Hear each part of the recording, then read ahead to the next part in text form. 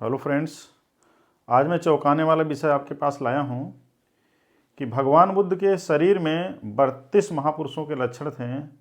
और ये बात हम सभी लोग जानते हैं जो भी बौद्ध धर्म का अध्ययन करते हैं, और इस चीज़ के बारे में काफ़ी लोग बोलते भी हैं, काफ़ी लोग नहीं भी जानते हैं। लेकिन क्या आपको ये जानकारी है कि भगवान बुद्ध के अंदर जो 32 गुण आए, वो गुण थे उनकी माता महामाया के। क्योंकि माता महामाया में 32 गुण थे, और जो माता पिता के संस्कार होते हैं वो बच्चों में ट्रांसफ़र होते हैं। कहा जाता है बौद्ध परंपरा में कि भगवान बुद्ध सम्यक संबुद्ध बनने से पहले वो कई जन्म में जो है बोधिसत्वा थे। बोधिसत्वा वो होता है जो सम्यक संबुद्ध बनने की प्रक्रिया में होता है, लेकिन जो बोधिसत्व नहीं है वो सम्यक संबुद्ध नहीं हो सकता है। आपके सामने मैं लाया हूं तथागत बुद्ध की माँ महामाया में 32 गुण। वो 32 गुण क्या थे, मैं एक एक गुण आपको एक्सप्लेन करूंगा।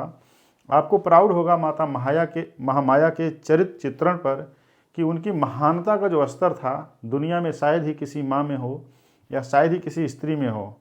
क्योंकि उन्होंने जिस पुत्र को जन्म दिया वो पुत्र आगे चलकर सम्यक संबुद्ध होता है, और दुनिया में सम्यक संबुद्ध तथागत बुद्ध के अलावा कोई नहीं हुआ। उनके पहले जो भी बुद्ध हुए उनकी हिस्ट्री बहुत ज़्यादा हमको नहीं मिलती है, लेकिन जिस ज्ञान का उन्होंने खोज किया उस ज्ञान का खोज, उनका पेटेंट, उनका जो कह लीजिए उस पर कॉपीराइट जो है वो तथागत सम्यक संबुद्ध का ही है, तथागत बुद्ध का है, भगवान बुद्ध का ही है। साथियों, भगवान बुद्ध में 32 महापुरुषों के लक्षण थे और माता महामाया में 32 गुण थे। और भगवान बुद्ध में ये कहा जाता है कि 80 जो है अनुव्यंजन थे, 80 अनुव्यंजनों से युक्त थे और 32 महापुरुष लक्षणों से युक्त थे। तथागत सम्यक संबुद्ध जब वो सिद्धार्थ गौतम के रूप में, सिद्धार्थ बोधिसत्वा के रूप में जब वो पैदा हुए हैं। साथियों, भगवान बुद्ध की महानता के पीछे ये एक बात यह भी है कि जब हम किसी बच्चे को देखते हैं, जिस परिवार में, जिस कुल खानदान में वो जन्म लेता है, उसके संस्कारों का जो रिफ्लेक्शन होता है उसके ऊपर पूरी तरीके से होता है। जो लोग दारू पीते हैं, बच्चे परिवार को मारते पीटते हैं, व्यभिचार में लिप्त रहते हैं, सूदखोरी करते हैं, दलाली करते हैं, दूसरे को ठगने का काम करते हैं, हड़पने का काम करते हैं, हत्या में इन्वॉल्व रहते हैं, यानी पंचशील का पालन नहीं करते हैं, आर अष्टांगिक मार्ग का पालन नहीं करते हैं, वो कभी भी, उनका जो कुल है, जो खानदान है, वो कभी भी उच्च कुल नहीं बन सकता है। क्योंकि एक डिग्री है उच्च कुल होना। जैसे मनुष्य सभी हैं, लेकिन उसमें से कोई बोधिसत्व होता है, कोई सम्यक संबुद्ध होता है, कोई चोर लुटेरा रैपिस्ट होता है। तो डिग्री उच्च और नीच होने का पैमाना जो है उसका चरित्र है, उसकी शालीनता है, उसके संस्कार हैं। और उच्च जो है किसी जाति वर्ण पे आधारित नहीं है कि फला वर्ण है तो इसलिए उच्च है, नहीं, कर्म के आधारित उच्च वर्णी लोग होते हैं। कई बार लोग जाति से जोड़ लेते हैं, उनको लगता है कि हमारी जाति में सभी लोग उच्च हैं, लेकिन ऐसा नहीं है। सैंपल ऐसा दुनिया में कहीं पर नहीं मिला है और ना मिलेगा भी। साथियों, इसमें देखिए माता महामाया में जो गुण था, जो पहला गुण था अभिज्ञात, अर्थात सभी प्रकार की विद्या से युक्त। उनके अंदर सभी प्रकार की विद्याएं थीं। उनके अंदर जो शालीनता था उसका लेवल ही अलग था, और जिसकी कोख में अंतिम बार बोधिसत्व का जन्म होता है।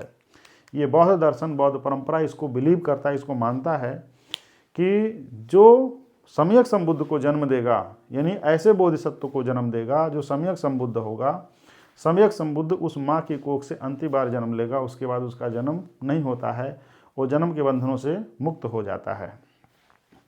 साथियों, बहुत सारे प्रश्न इस बात को लेकर के लोगों के मन में तुरंत आ जाते हैं, क्योंकि जो छद्म स्वभाव के होते हैं, जिनका अध्ययन ब्रॉड नहीं होता है, वो सीधे क्वेश्चन मार्क करना शुरू कर देते हैं कि ये जन्म होता है कि नहीं होता है, ये सब बकवास की बातें हैं।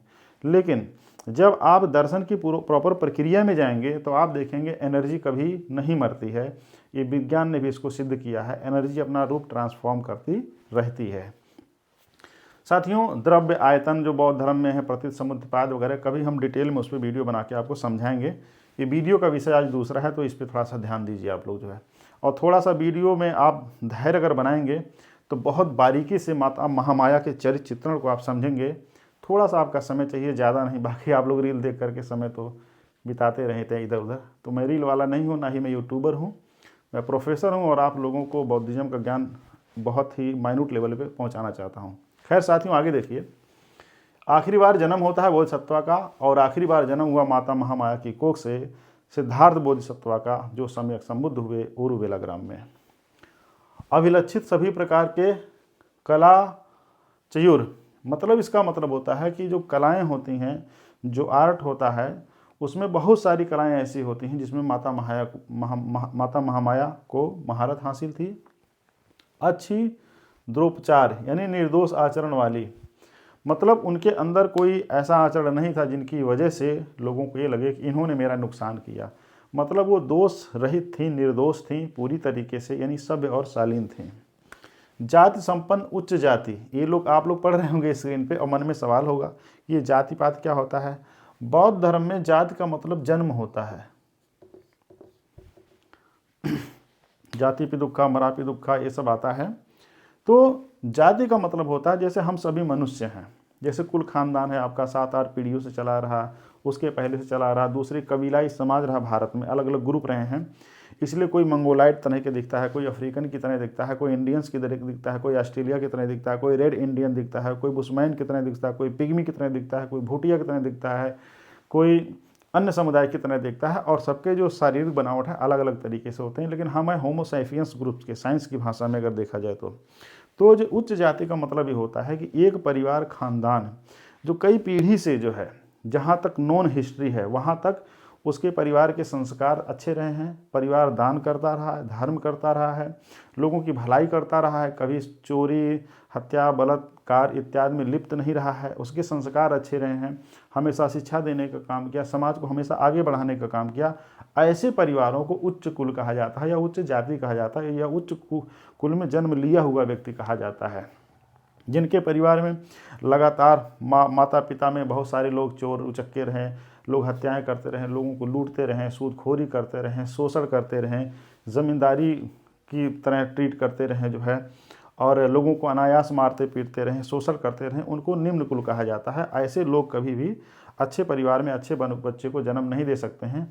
इसलिए अक्सर ये देखा गया है कि जहाँ पे ज़्यादा गंदगी है, संस्कार नहीं है, वहाँ के बच्चे उच्च चरित्रवान या आगे बढ़ करके कुछ बड़ा काम जीवन में नहीं कर पाते हैं। कुछ लोग ये कहते हैं कि नहीं नहीं ऐसा नहीं है, कुछ लोग बहुत बड़े पदों पे पहुँचे हैं।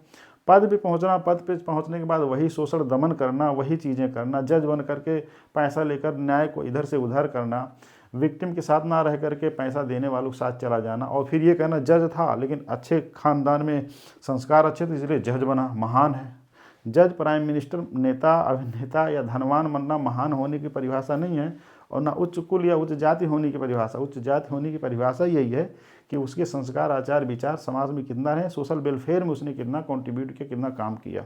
खैर, तो माता महामाया को जब देखते हैं तो इनके जो पिता थे जो है, उनके पिता का नाम था अंजन। अंजन शाक्य थे, देवदह के रहने वाले थे, और बहुत सारे लोग अपने नाम में अंजन शब्द लिखते भी, उनके नाम भी अंजन है। उत्तम कुल, कुल मतलब जो होता है कि कई पीढ़ियों से जो एंसेस्ट्रल जो हिस्ट्री रही है, वंशावली जो रही है, उसमें सब अच्छे लोग रहे हैं, अच्छे संस्कार रहे हैं। रूप संपन्न थी। भगवान बुद्ध का अगर आप शरीर सौंदर्य देखेंगे तो कद काठी उनका बहुत लंबा था, हाथ लंबे लंबे थे, उनके कान भी बड़े बड़े थे, शरीर लंबा चौड़ा था, सुडौल था, मजबूत थे शरीर से, नाक बड़ी थी, और पूरी तरीके से उनको देखने के बाद कोई भी सुंदर स्त्री या कोई सुंदर युवती जो है उन पर फिदा हो जाती थी। बहुत सारी स्त्रियां ऐसी भी थीं जो भगवान बुद्ध के दीक्षा लेने के चीवर धारण करने के बाद, सम्यक संबुद्ध होने के बाद भी उनको घूर घूर के देखते रहती थीं। काफ़ी लोग हैरत जता रहते थे कि इतना सुंदर इंसान जो है, जो देखने से ही उच्च वर्णीय लगता है, वो कैसे सन्यासी हो सकता है। तो उसके लोगों का जो सोचने का नज़रिया था, ऐसे लोग तो राज्य करते हैं, या ऐसे लोग तो परिवार बसाते हैं, गृहस्थ होते हैं, काश हमारे जीवन का हिस्सा होते। तो बहुत सारी रूपवान जो युवतियां थीं, महिलाएं थीं, वो भगवान बुद्ध को देकर के काफ़ी आकर्षित होती थीं। तो माता महामाया थीं, रूपवती, सुंदर थीं, सुशील थीं, जिसका जो जेनेटिकल ट्रांसफॉर्मेशन सम्यक संबुद्ध यानी सिद्धार्थ गौतमा में हुआ। आगे नाम संपन्न थे, उनका नाम था महामाया। महामाया, अब इसमें 2 शब्द जुड़ा हुआ है, 3, महा है, माया है और देवी भी है। महा के मतलब बहुत बड़ा होता है, माया का मतलब लोग मोह माया या पैसे वगैरह से लगाते हैं। ये माया शब्द कुछ अलग चीज़ है, इसका अलग फिलोसफिकल मीनिंग है, मैं इस पर अलग से वीडियो बनाऊंगा। और देवी शब्द इनके नाम में जुड़ा हुआ था। आज भी SC ST OBC समाज की महिलाएं बड़ी संख्या में अपने नाम में देवी शब्द लगाती हैं। यह देवी लिखने की जो परंपरा है ये माता महामाया के नाम से आया है। आगे साथियों उनके आगे जो लक्षण हैं मैं उसको एक्सप्लेन करना चाहूँगा, आप देखते रहिए, थोड़ा सा धैर्य बना के वीडियो के साथ बने रहिए। साथियों अभी महामाया के हमने 7 गुणों के बारे में आपको बताया और 8 गुण से लेकर के 32 गुण तक क्या थे मैं बारी बारी से आपको एक्सप्लेन करूँगा। वीडियो थोड़ा सा धैर्यपूर्वक देखिए साथियों। आरोही परिणाह संपन्न, यानी माता महामाया की जो पर्सनालिटी थी वो बहुत लंबी थी, लेकिन वो पतली नहीं थी, ठिगनी नहीं थी, मोटी नहीं थी। उनका शरीर सुडौल था और वो बहुत ही सुंदरता की धनी थी, जिसका हम प्रतिबिंब देख सकते हैं तथागत सम्यक संबुद्ध में कि वो बहुत खूबसूरत थे। तो ये 8वां गुण था। अप्रसूता, मतलब शादी से पहले बहुत सारी स्त्रियां ऐसे होती हैं जो अनवांटेड प्रेगनेंसी रह जाती है, बच्चे हो जाते हैं। तो माता जो महामाया थी वो पूरी तरीके से अप्रसूता थी, यानी वो बहुत ज़्यादा चरित्रवान थी। जो है उनके चरित्र पर किसी तरह से क्वेश्चन मार्क आप नहीं लगा सकते हैं। शीलवान थी, शील में बहुत सारी चीज़ें आ जाती हैं। शील में अप्रसूता ये फिजिकल फॉर्म में है, किसी बच्चे को जन्म देना, लेकिन शील में बहुत सारी चीज़ें आती हैं। किसी भी तरह की अभद्रता में ना इन्वॉल्व रहने को शीलवान कहते हैं। त्याग संपन्न थी, उनको ना तो किसी तरह का मोह मद लालच था उस तरह से। त्याग थी, गुणवान थी, जो है हंसमुख थी। आप भगवान बुद्ध की जब भी तस्वीर या उनकी मूर्ति देखते हैं तो आप देखते हैं कि वो हल्का सा मुस्कुरा रहे हैं, स्थिर हैं।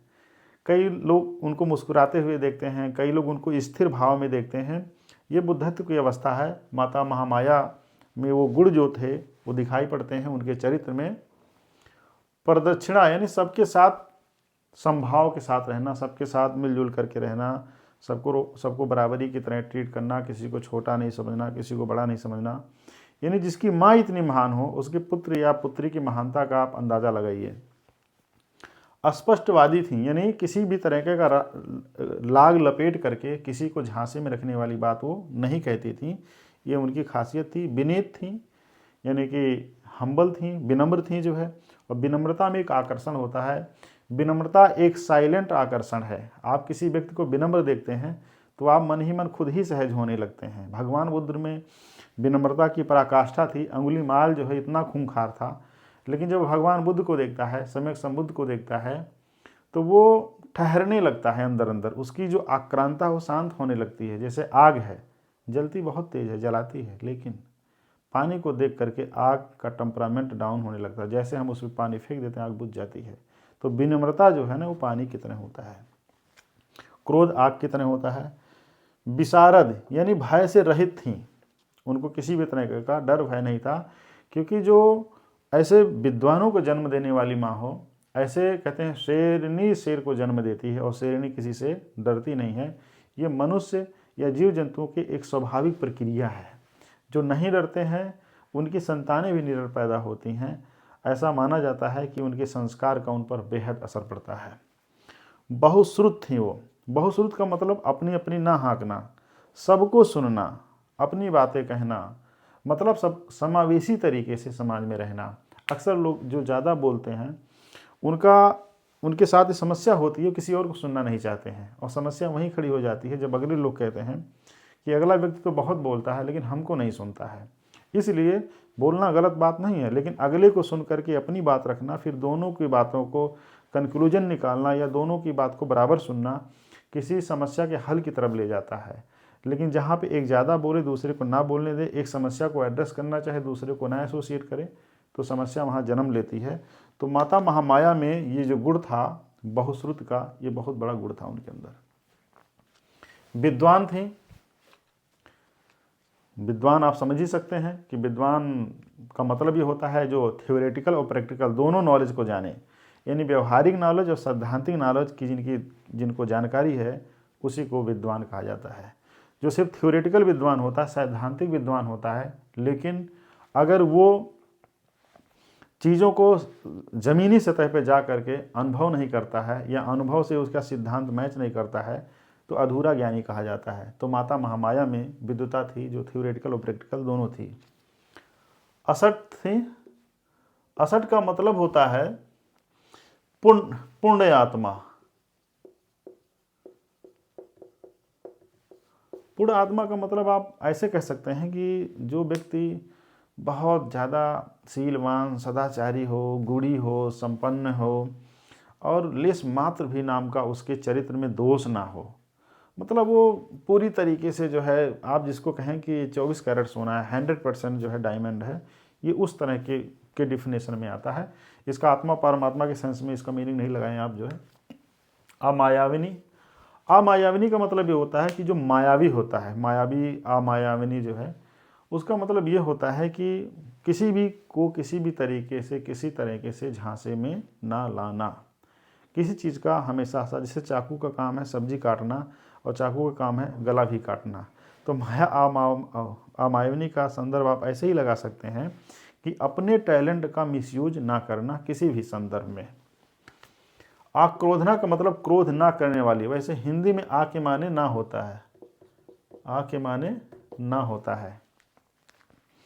जैसे क्या नाम है, अन, इंग्लिश में अन कहते हैं, अनऑथराइज्ड, ठीक है, तो अन के मतलब वहाँ पे ना हो गया, जो ऑथराइज ना हो। तो आक्रोधना थी और ईर्ष्या रहित थी, जिसके अंदर ईर्ष्या ना हो, समझ सकते हैं कि उसमें ग्रेविटी कितना ज़्यादा होगी। और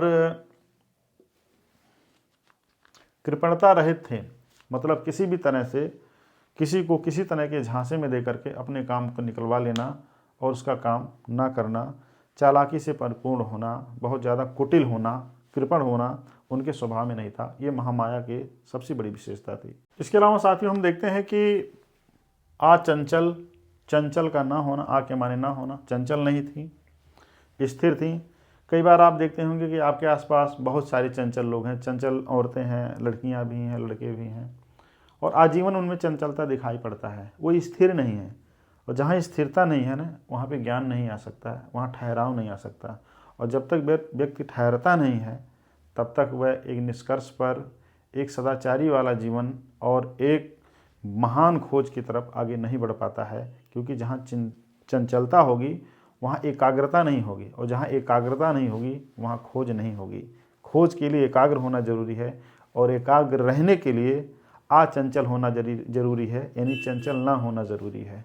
तो ये बड़ी विशेषता है चंचल होना या ना होने की खासियत जो है।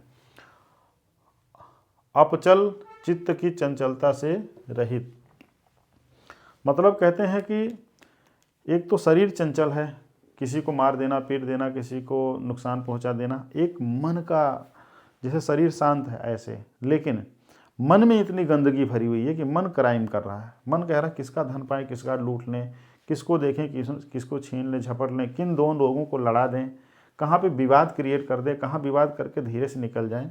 इसको कहते हैं चित्त की चंचलता, मतलब किसी अलग तरीके से चीज़ों में इन्वॉल्व होना। चित्त पॉजिटिव डायरेक्शन में भी चंचल हो सकता है, नेगेटिव डायरेक्शन में भी चंचल हो सकता है, लेकिन स्थिरता के लिए चंचलता को छोड़ना बेहद ज़रूरी है।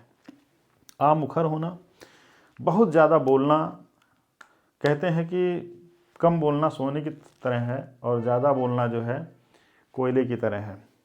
तो आमुखर होने का मतलब ये है कि बहुत ज़्यादा वाक्पटु होना बहुत अच्छा नहीं माना जाता है। साइलेंसी भी एक तरह से बहुत बड़ी मीनिंगफुल बात को कहती है। भगवान बुद्ध कम बोलते थे, लेकिन जब मुंह खोलते थे तब सब लोग शांत हो जाते थे। यानी जहाँ ज़रूरत है वहीं बोलिए, और जितना ज़रूरत है उतना ही बोलिए। जितना ज़रूरत नहीं है वहाँ ज़्यादा बोलने का अर्थ ये है कि अपने आप को हल्का दिखाना, चंचल दिखाना, अस्थिर दिखाने वाली बात हो गई।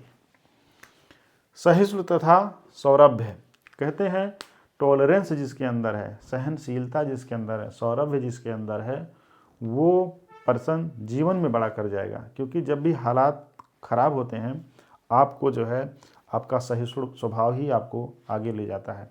भगवान बुद्ध जब कपिलवस्तु छोड़ करके राजगीर गए, राजगीर की पहाड़ी में वो 5.5 साल तक तपस्या किए। उसके बाद उरुवेला ग्राम आए। उनके मन में बहुत तरह तरह के विचार आते थे। जो मार का कॉन्सेप्ट आप देखते हैं कि उनके आसपास तमाम भूत, भवानी, पिचास और तमाम सुंदर स्त्रियां, तमाम वाद्य यंत्र, तूफान और तमाम नाग वगैरह दिखाए जाते हैं, वो ये दिखाए जाते हैं कि जब मनुष्य किसी महान खोज की तरफ आगे बढ़ता है तो मन में विकार भी जन्म लेते हैं। आँख आपका बंद है, भगवान बुद्ध जिस दिन सम्यक संबोधि लाभ किए थे 49 दिन तक वो आंख बंद करके जो है बोधि वृक्ष के नीचे बोधि ज्ञान में बैठे थे। इसके पहले उरुवेला ग्राम में भी प्रैक्टिस करते रहे और राजगीर में भी प्रैक्टिस करते रहे। लेकिन जब फाइनली उन्होंने कंक्लूजन किया, प्रतिसमुद्रपात सिद्धांत मध्यम मार्ग की खोज जब उन्होंने किया, तब वो अपने मन को 49 दिन तक एकाग्रता में लेके चले गए। उनका चित्र वैसे भी चंचल नहीं था, वैसे भी वो स्थिर थे, लेकिन जिस महान खोज की तरफ बढ़े, सोचिए एक बोधिसत्वा को ध्यान लगाने के लिए इतना ज़्यादा डेप्थ में जाने के लिए 49 दिन तक आंखें बंद करनी पड़ी और उस ज्ञान को हमेशा एनालाइज करते रहे, जो बॉडी और नेचर और नॉलेज को का जो है एनालिसिस करते रहे। और जब आंखें खोले तो बताया अनिच्चावत संखारा, दुनिया पर क्षण बदल रही है। खैर साथियों, ये 27 गुण हो गए जो माता महामाया के थे। अब अगला जो है 28वां, लोक लाज से संपन्न। जैसे कोई स्त्री निर्वस्त्र है यानी पूरी तरह से नंगी है, या कोई स्त्री व्यभिचार में लिप्त है, कोई स्त्री किसी को फंसा लेती है, झूठे इल्ज़ाम लगा देती है, यानी उसमें लोक लाज नहीं है।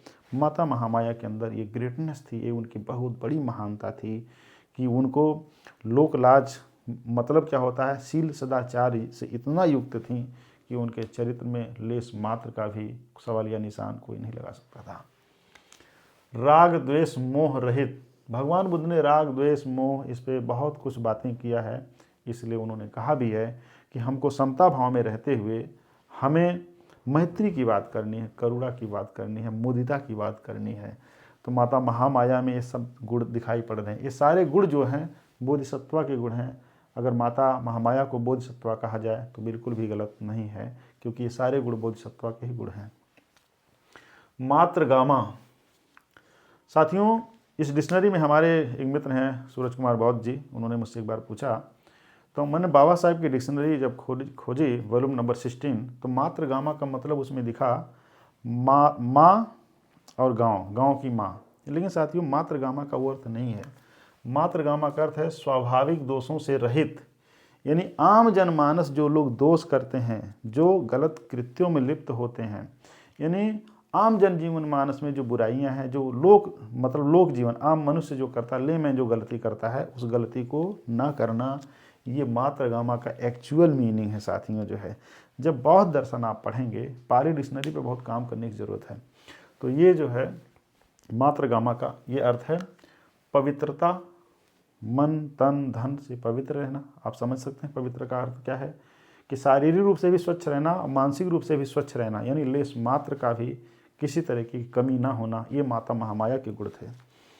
सर्वगुण संपन्न, यानी जो बचे हुए इसके अंदर से जो कुछ कमियां रह गई हैं, उन तमाम गुणों से युक्त कौन थी? माता महामाया, यानी भगवान बुद्ध की माँ, यानी सिद्धार्थ गौतम की माँ, राजा शुद्धोधन की पत्नी, जिन्होंने जब बालक सिद्धार्थ गौतम को जन्म दिया तो सातवें दिन